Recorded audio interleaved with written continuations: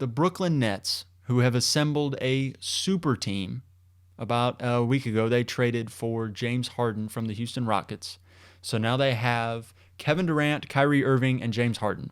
And this week, they finally debuted that threesome against the Cleveland Cavaliers twice. Kyrie Irving had been gone for personal issues for a couple weeks, and many were even wondering if he wanted to play the game of basketball again. But he's back, and James Harden is in a Brooklyn Nets uniform, and Kevin Durant is also in a Brooklyn Nets uniform.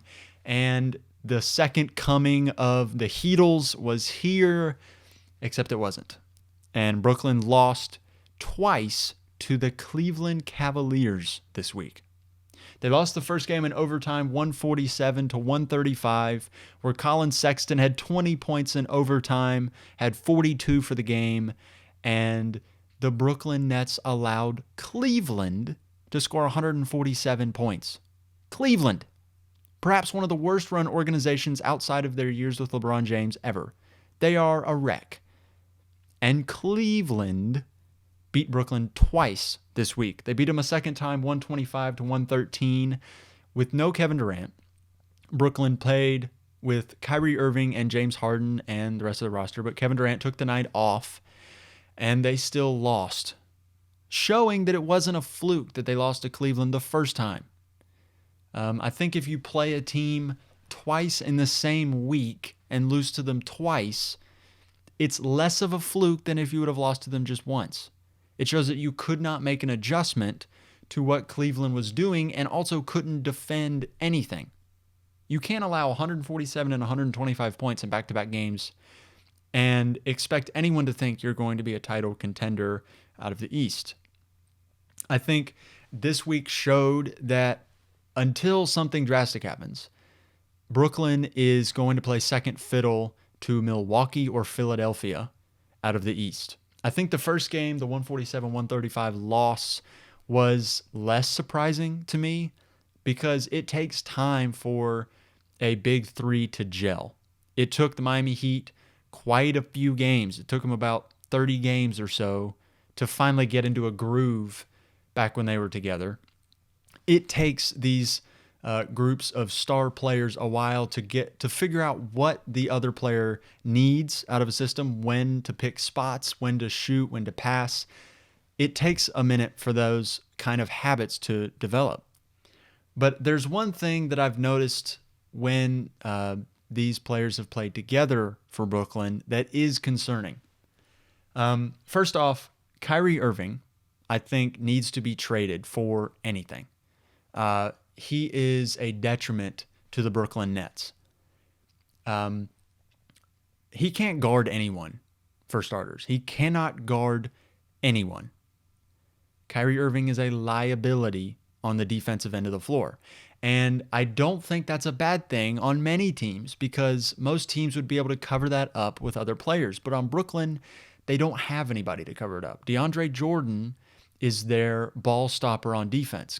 Kevin Durant is the only reliable defender on the Brooklyn Nets. And when he doesn't play, they lose. When he does play, they lose because they can't stop anyone. And I think Kyrie Irving has a lot to do with that because the NBA is a guard-dominated league. We saw that with Colin Sexton when he dropped 42 on Kyrie Irving's head.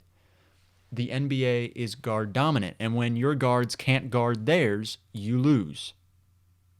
So Brooklyn has an issue with defense, which is fine because they have James Harden, Kevin Durant, and Kyrie Irving. They can outscore everyone, except they can't because they allowed Cleveland to score 147 points and 135 wasn't enough to win. And then they followed it up by allowing Cleveland to score 125 points and 113 wasn't enough to win. So they've got a defensive issue that they have got to figure out. And I think they do that by trading Kyrie Irving for role players. They need 3-and-D role players and a rim protector.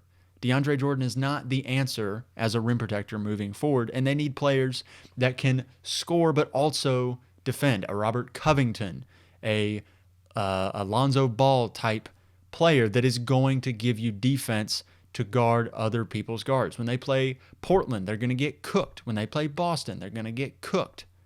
When they play the Lakers, they'll get cooked. When they play Fill in the blank. Cleveland, they're going to get cooked by Darius Garland and Colin Sexton. Now, the second game, it showed something else that is wrong with Kyrie Irving that is also an issue for Brooklyn moving forward.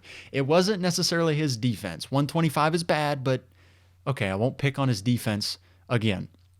But he did do something that I also found concerning. Kyrie Irving scored 38 points. And you're going to say, Josh, what are you talking about? He scored 38 points. That's amazing. It's not, because James Harden scored 19. And that is concerning because James Harden is a much better offensive player than Kyrie Irving. He is a much better all-around player than Kyrie Irving. He is a better point guard than Kyrie Irving. He's better at everything than Kyrie Irving. He's a better defender, a better scorer, a better passer, a better leader. And that is a stretch considering James Harden, gained 50 pounds, got chubby, and decided he wanted to get out of Houston. So that's saying something. He's a better everything. And their games are far too similar. They're both ball-dominant guards, but Kyrie Irving scored 38 points.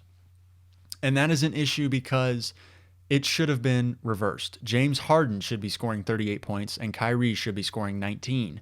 But what's happening, and what I think will continue to happen, is that James Harden will become third fiddle to Kevin Durant and Kyrie Irving.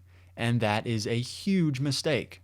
Because in the playoffs, you need Kyrie Irving to be your third guy. Perhaps he could even be the dagger, the shooter, the guy who's got the ice in his veins, who's going to put a team away in the fourth quarter. But he cannot be your second best player on a championship team. We saw that when he was in Cleveland with LeBron James, but he was with LeBron James, who is perhaps the greatest basketball player of all time. With any other player, Kyrie Irving is not good enough to be the second best player on a championship team. Even Kevin Durant, who I think is the second best player in the NBA currently. Kevin Durant is incredible. And even with just Kevin Durant and Kyrie Irving, that's not good enough. So they had to go get James Harden. And now they're going to have Kevin Durant, Kyrie Irving, and James Harden, and they will not be the best team in the East. They have defensive issues and a Kyrie Irving issue. They need to trade Kyrie Irving.